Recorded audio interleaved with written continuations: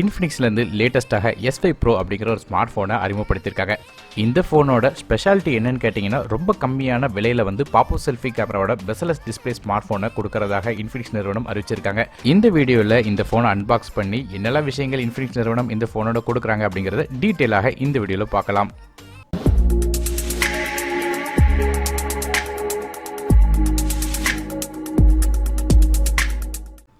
இன்ஃபினிக்ஸோட இந்த S5 Pro smart ஃபோனோட பாக்ஸை முதல்ல அன்பாக்ஸ் பண்ணி என்னெல்லாம் விஷயங்கள் இருக்குது அப்படிங்கிறத பார்க்கலாம். பாக்ஸுக்கு பேக் சைடில் நமக்கு கீ ஸ்பெசிஃபிகேஷன்ஸ் கொடுத்துருக்காங்க. பாட்டம் சைடில் சார் வேல்யூ கொடுத்துருக்காங்க. ரேடியேஷன் லிமிட் கீழே தான் இருக்குது. மேலும் இந்த ஃபோனை இப்போ அன்பாக்ஸ் பண்ணி என்னெல்லாம் விஷயங்கள் இருக்குது அப்படிங்கிறத பார்க்கலாம். ஸோ வெளியே இருக்கிற அந்த ப்ரொடெக்டிவ் கேஸ் கவரை ரிமூவ் பண்ணிடலாம்.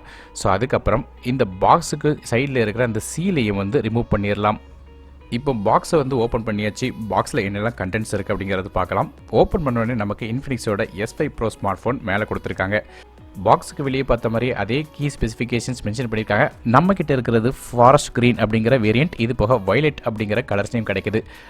ஃபோனோட பேக் சைட் கிளாஸ் பாடியில் செஞ்சுருக்காங்க. பார்க்குறதுக்கு ஒரு 3D கிளாஸ் ஃபினிஷ் கொடுத்துருக்காங்க. ஸோ பார்க்குறதுக்கு நல்லாவே இருக்குது. ஃபோனை இப்போ சைடில் வச்சிடலாம். மேலும் இந்த பாக்ஸில் நமக்கு USB கேபிள் கொடுத்துருக்காங்க. மைக்ரோ USB தான், இன்னும் டைப் சி போகல. 10 வாட்ஸ்க்கான சார்ஜர் ஒன்று கொடுத்துருக்காங்க. சிம் எஜெக்டர் டூல் வருது. ரெகுலரான பேப்பர் ஒர்க்ஸ் மற்றும் warranty card information, transparent soft case, மேலும் ஸ்க்ரீன் ப்ரொடெக்டர் ஆகிய விஷயங்கள் இந்த பாக்ஸோட வருது. இப்போ ஃபோனுக்கு ஃப்ரண்ட் சைடில் இருக்க அந்த ப்ரொடெக்டிவ் கேஸை ரிமூவ் பண்ணிடலாம். அப்படி பேக் சைடில் இருக்க அந்த கவரையும் ரிமூவ் பண்ணிடலாம். ஸோ இது போக அடிஷனலாக அந்த ஸ்டிக்கர் இருக்குது, அதையும் நம்ம ஃபோன்லேருந்து எடுத்துடலாம். அடுத்ததாக ஃபோனோட பிளேஸ்மெண்ட்டுக்கு வரும். பேக் சைடில் நல்ல கிளாஸான கன்ஸ்ட்ரக்ஷன் கொடுத்துருக்காங்க. ஸோ இது ஒரு 2.5D கிளாஸில் செஞ்சுருக்காங்க. எந்த ஒரு ப்ரொடெக்ஷனும் கிடையாது. மேலும் நமக்கு ட்ரிபிள் கேமரா செட்டப் இருக்குது. இது போக ஃபிங்கர் பிரிண்ட் ஸ்கேனர், அது கீழே இன்ஃபினிக்ஸ் பிராண்டிங், பாட்டம் சைட்லையும் எஸ் அப்படின்னு போட்டுட்டு ஒரு இன்ஃபினிக்ஸ் பிராண்டிங் இருக்குது. ஸோ இதுதான் ஃபோனோட பேக் சைடில் இருக்குது. ஃபோனோட ஃப்ரண்ட் சைடில் நமக்கு ஒரு 6.53 inch full HD plus display கொடுத்துருக்காங்க. இது IPS LCD தான். மேலும் இன்ஃபினிக்ஸ் இதை ஃபுல் வியூ டிஸ்பிளேன்னு சொல்கிறாங்க. 19:5:9 ஆஸ்பெக்ட் ரேஷியோவில் இருக்குது. ஸ்க்ரீன் டு பாடி ரேஷியோ பொறுத்த 91% இருக்குது. 480 நிட்ஸ் வரையும் இதோட பிரைட்னஸ் போகுது. PPI டென்சிட்டி 403 இருக்குது. ஆனால் டிஸ்பிளேக்கு எந்த விதமான ப்ரொடெக்ஷனும் கொடுக்கல. அடுத்ததாக ஃபோனோட ரைட் சைடில் நமக்கு பவர் பட்டன் மற்றும் வால்யூம் கீஸ் இருக்குது. ஃபோனோட லெஃப்ட் சைடில் நமக்கு சிம் ட்ரே கொடுத்துருக்காங்க. இதில் மைக்ரோ SD கார்டு சப்போர்ட்டும் இருக்குது. பாட்டம் சைடில் நமக்கு speaker grills, micro USB port, microphone port, அது மட்டும் இல்லாமல் 3.5 ஆடியோ ஜாக் ஆகிய விஷயங்கள் கொடுத்துருக்காங்க. ஃபோனோட டாப் சைடில் நமக்கு இந்த பாப்பப் செல்ஃபி கேமரா மட்டும் தான் இருக்குது. மற்ற எந்த ஒரு விஷயமும் டாப் சைடில் கொடுக்கல. லெஃப்ட் சைடில் உள்ள அந்த சிம் ட்ரேயில் 2 சிம் கார்டும் ஒரு மைக்ரோ SD கார்டும் அட் அ டைமில் யூஸ் பண்ண முடியும். இந்த மைக்ரோ SD கார்டு சப்போர்ட்டை பொறுத்தவரையும் 256 GB எக்ஸ்டெண்டபிள் பண்ணிக்கிட முடியும். ஸோ டெடிகேட்டட் சிம் செட்டப் வந்த காரணத்தினால இது ஒரு பெரிய அட்வான்டேஜாக இருக்குது. ஃபிங்கர் பிரிண்ட் ஸ்கேனர் ஃபோனோட பேக் சைடில் கொடுத்துருக்காங்க. யூஸ் பண்ண வரையும் நல்ல அக்யூரேட்டாக தான் இருந்துச்சு. ஃபேஸ் அன்லாக் ஃபீச்சரும் இந்த ஃபோனில் இருக்குது. பவர் பட்டனை ப்ரெஸ் பண்ணிவிட்டு டாப்பை பார்த்து ஸ்வைப் பண்ணிட்டீங்கன்னா ஃபேஸ் அன்லாக் ஒர்க் ஆகும். ஸோ ஃபுல் டெஸ்டிங்கில் இது எப்படி ஒர்க் ஆச்சு அப்படிங்கிறதையும் சொல்கிறேன். மேலும் இந்த ஃபோன் Android 10 OSல ரன் ஆகுது. இன்ஃபினிக்ஸோட லேட்டஸ்டான XY 6.0 அப்படிங்கிற டால்ஃபின் இன்டர்ஃபேஸில் இந்த ஃபோன் ரன் ஆகுது. ஃபோனோட பெர்ஃபார்மன்ஸ் அப்படின்னு பார்க்கும்போது இந்த தடவை ஃபோனுக்கு மீடியாடெக்கோட ஹீலியோ P35 அப்படிங்கிற ஆக்டோகோ சிப்செட் கொடுத்துருக்காங்க. இது ஒரு 64-பிட் ப்ராசர் 12 nm ஃபின்ஃபர் ப்ராசஸில் ரன் ஆகுது. 2.3 GHz வரையும் மேக்ஸிமம் கிளாக் ஸ்பீட் போகுது. வழக்கமாக இன்ஃபினிக்ஸோட ஃபோன் இருந்துச்சுன்னா அதில் ஹீலியோட P22 ப்ராசர் தான் பயன்படுத்துவாங்க. இந்த தடவை கொஞ்சம் அப்கிரேட் பண்ணியிருக்காங்க. அதுக்காக பப்ஜியில் இது ஹை செட்டிங்ஸில் விளாடுமான்னு கேட்டிங்கன்னா விளாடாது. லோ செட்டிங்ஸ் தான் விளாட முடியும். ஆனால் மீடியாடெக்கோட ஹீலியோ P22 கம்பேர் பண்ணி பார்க்கும்போது அதோட பெட்டரான கன்சிஸ்டன்சி இருக்கும்.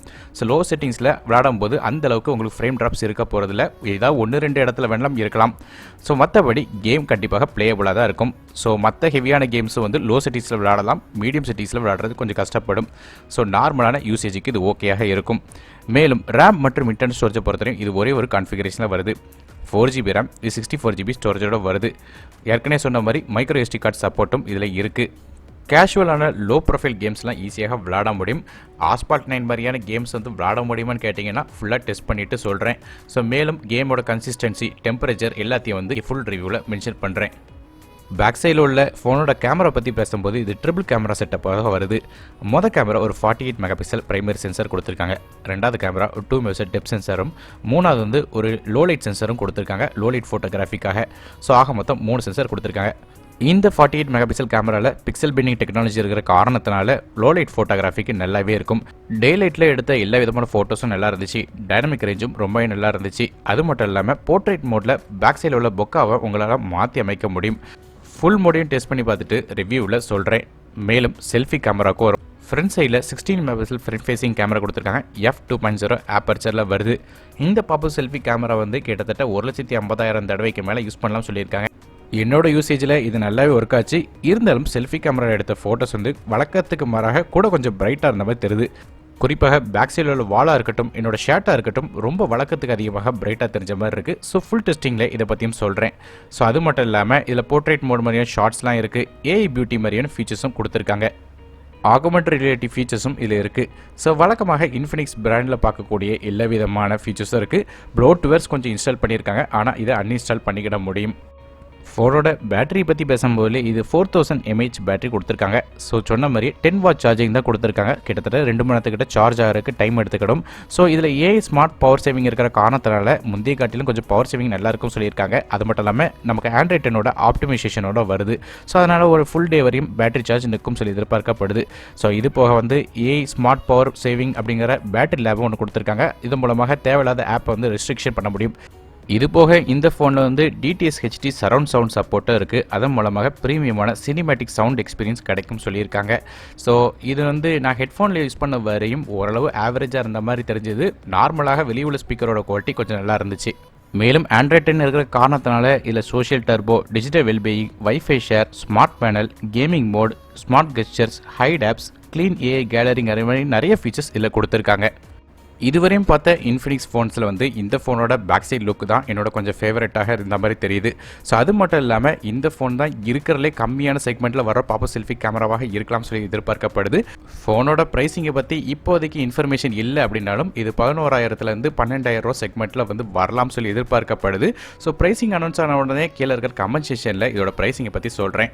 மேலும் இந்த ஃபோனை ஃபுல்லாக டெஸ்ட் பண்ணி பார்த்துட்டு இதோட பாசிட்டிவ் என்ன நெகட்டிவ் என்ன அப்படிங்கிறதை வந்து ஃபுல் ரிவ்யூவில் சொல்கிறேன். ஸோ மறக்காமல் சேனலை சப்ஸ்கிரைப் பண்ணிட்டு பக்கத்தில் பெல் ஐக்கானே ப்ரெஸ் பண்ணிடுங்க. இந்த ஃபோன் வாங்க பயண லிங்க்ஸை கீழே டிஸ்கிரிப்ஷனில் கொடுக்குறேன், செக் பண்ணி பார்த்துக்கோங்க. வீடியோ பிடிச்சா மறக்காமல் லைக் பண்ணுங்கள், ஃப்ரெண்ட்ஸ் மற்றும் ஃபேமிலிஸ்க்கு ஷேர் பண்ணுங்கள்.